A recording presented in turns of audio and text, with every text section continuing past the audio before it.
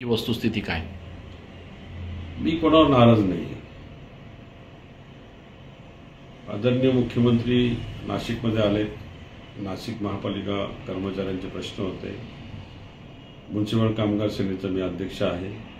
2700 कर्मचारी आमच्या युनियनमध्ये आहेत आणि त्यांचे प्रश्न सोडवण्यासाठी मी जाहीरपणे भेटलो मुख्यमंत्री साहेबांना.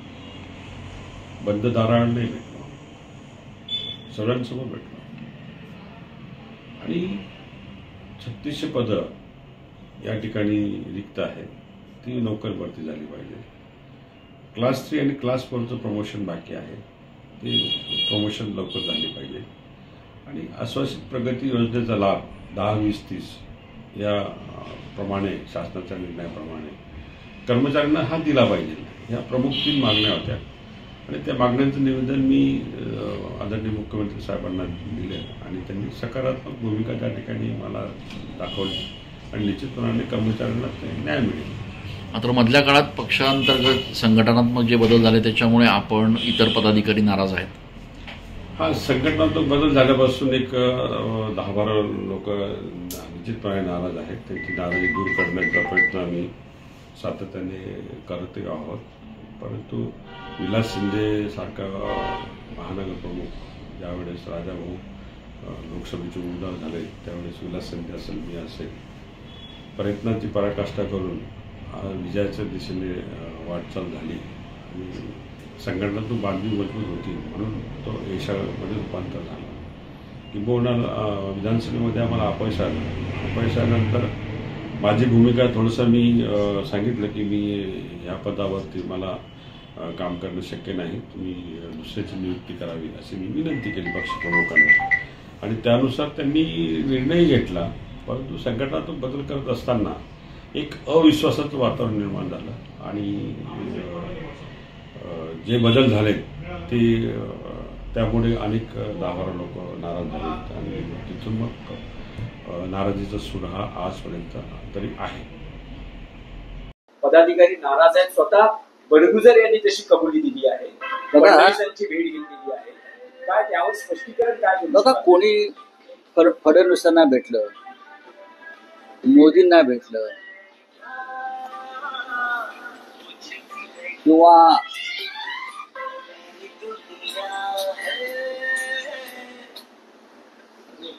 कसं काय झालं आपोआप. त्याच्यामुळे नाराजी आहे. मुख्यमंत्री आहेत या राज्याचे,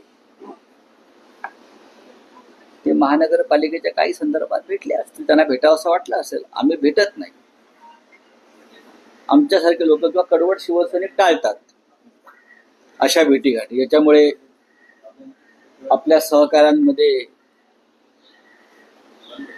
गोंधळ होईल, संशयास्पद वातावरण निर्माण होईल. अशा भेटी नेहमी टाळायच्या असतात अशा वेळेला, जेणेकरून आपल्याविषयी संशय निर्माण होईल.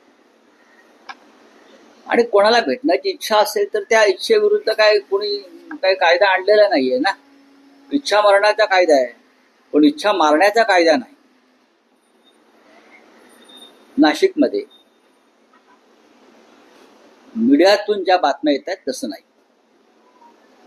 एखाद दुसऱ्या व्यक्तीने नाराजी व्यक्त केली म्हणजे संपूर्ण शिवसेनेमध्ये फाटाफूट आहे. व्यक्ती म्हणजे शिवसेना नाही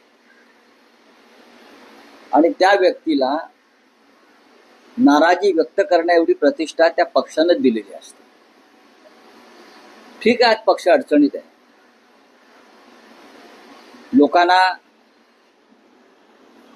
लाभ हवे आहेत, तर लाभासाठी लोक पक्ष बदलतात. कोणत्या महान विचारानं कोणी पक्ष सोडला असेल तर मला सांगावं.